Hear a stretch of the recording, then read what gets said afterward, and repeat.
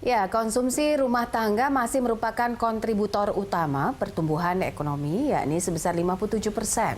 Namun pada kuartal kedua 2020, konsumsi rumah tangga minus 5,51%, sehingga menyebabkan pertumbuhan ekonomi kita terkontraksi 5,3%. Menteri Keuangan Sri Mulyani mengisyaratkan Indonesia bisa masuk ke jurang resesi pada kuartal 3 2020. Menurut prediksinya, perekonomian di kuartal 3 2020 akan berada di kisaran 0% hingga minus 2%.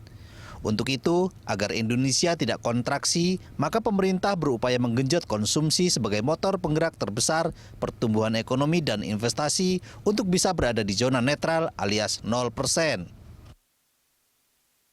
Ekonom Bank Sentral Asia David Sumual mengatakan, pemerintah memang perlu untuk menstimulus konsumsi rumah tangga masyarakat kelas menengah atas, karena masyarakat kelas ini relatif lebih mendorong untuk pembelian barang tahan lama. Menurut David, pemerintah bisa memberikan rangsangan konsumsi dari sisi perpajakan, salah satunya adalah dengan menaikkan penghasilan tidak kena pajak. Jadi masyarakat bisa mengalokasikannya untuk belanja. Akan tetapi, jika akan mendorong permintaan masyarakat kelas menengah atas, pemerintah harus mendorong dari sisi persediaan seperti dengan cara memperhatikan kualitas produksi. Selain itu, hal yang harus dilakukan pemerintah adalah dengan meyakinkan masyarakat kelas menengah atas soal kesehatan. Kelompok ini harus diyakinkan kalau pemerintah serius untuk menangani masalah COVID-19 ini dan mampu untuk mengatasinya. Sementara itu, peneliti Indef Abdul Manaf Pulungan menyarankan agar pemerintah fokus mendorong konsumsi masyarakat kelas menengah untuk mendongkrak pemulihan ekonomi. Menurut Abdul, stimulus bagi kelas menengah misalnya relaksasi cicilan kredit hingga listrik gratis. Hal itu dinilainya akan mendorong kelas menengah meningkatkan konsumsinya. Tim Liputan Berita 1 Jakarta.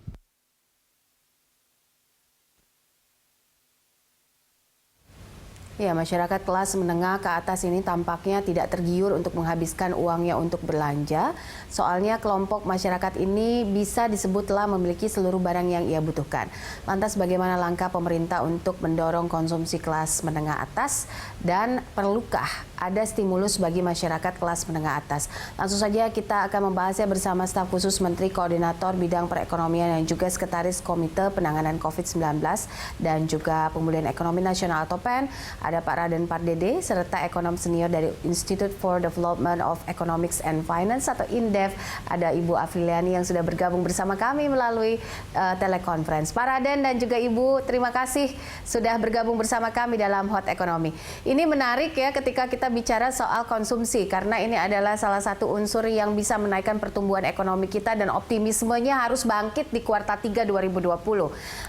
Saya ke Pak Raden. Pak Raden, kita tahu bahwa kelas menengah atas punya Rational Act yang cukup baik untuk keluar rumah, untuk physical distancing karena akses informasinya cukup besar dibandingkan kelas menengah yang bawah begitu. Bagaimana merangsang mereka ini di kelas menengah atas untuk konsumsi yang lebih tinggi dari biasanya?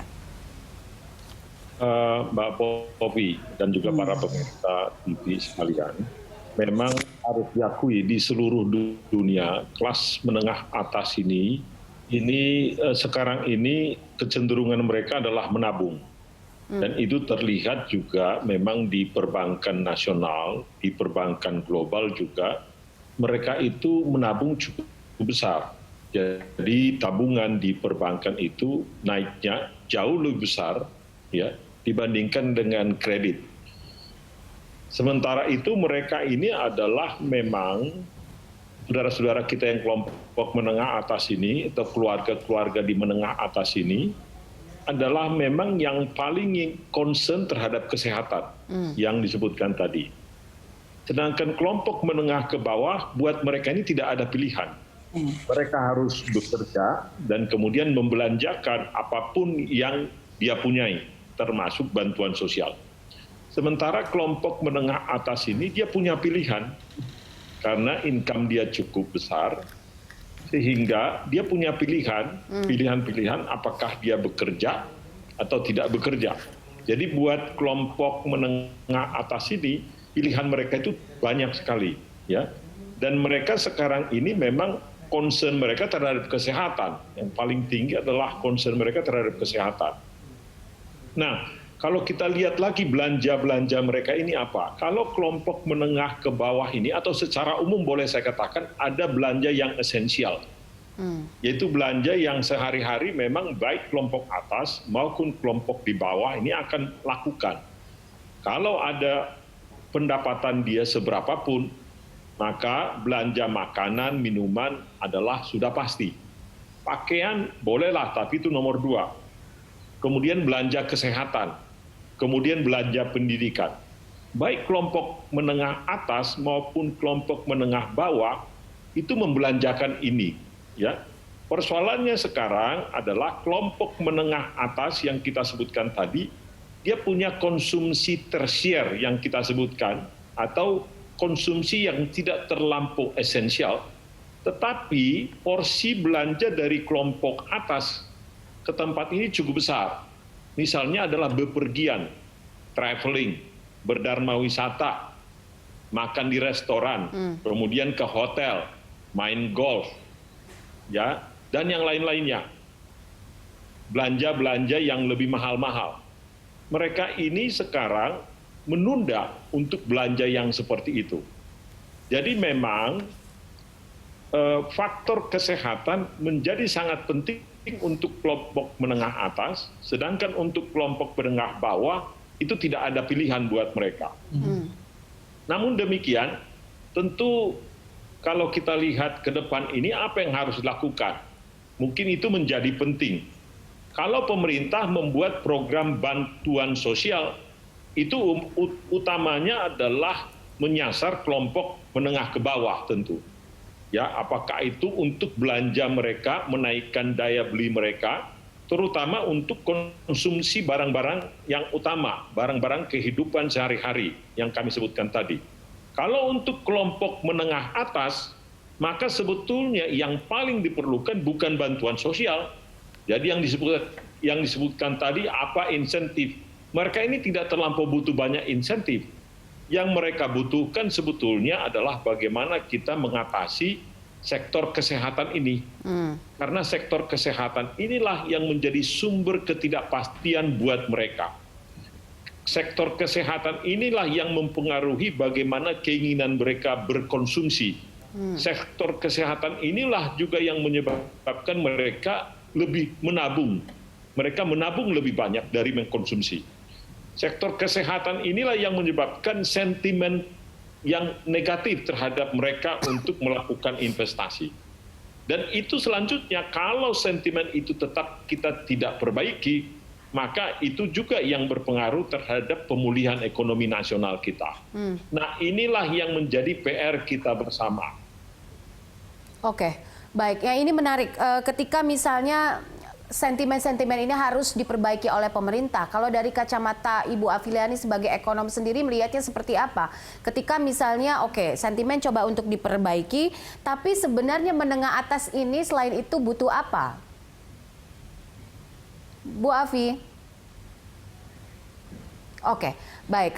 Bu Afiliani, kami masih, mohon maaf, kami masih mengalami gangguan dengan Ibu Afiliani. Kami coba untuk terus menghubungi. Saya ke Pak Raden lagi. Pak, ketika misalnya tadi Pak Raden bilang bahwa sentimennya yang harus diperbaiki agar sektor konsumsinya naik, kemudian juga investasinya bisa bertumbuh.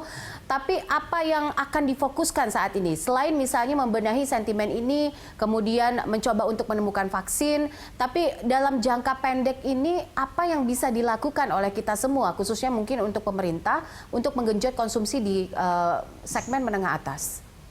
Nah, kembali fokus pemerintah sekarang sebetulnya adalah memperbaiki kesehatan tadi. Itu yang menjadi fokusnya. Kalau dari sisi bantuan tadi, apakah itu bantuan listrik, apakah itu disebutkan cicilan kredit, mereka tidak terlampau perlu. Berdasarkan data, berdasarkan survei pun menunjukkan seperti itu. Tapi mereka itu yang penting sekali diperlukan adalah misalkan bagaimana supaya kita semua disiplin memakai masker, ya, 3M, sehingga penularan atau infeksi itu menurun.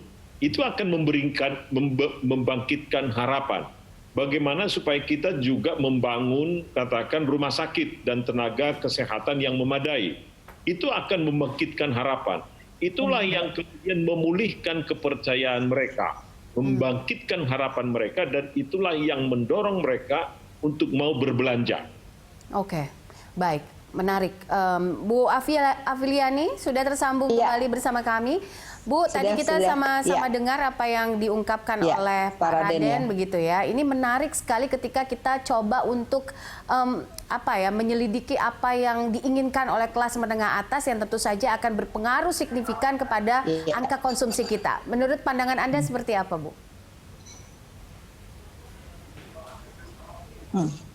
Saya sebenarnya setuju dengan Pak Raden ya. Jadi kalau kelas menengah atas itu kontribusinya 45% dari total konsumsi.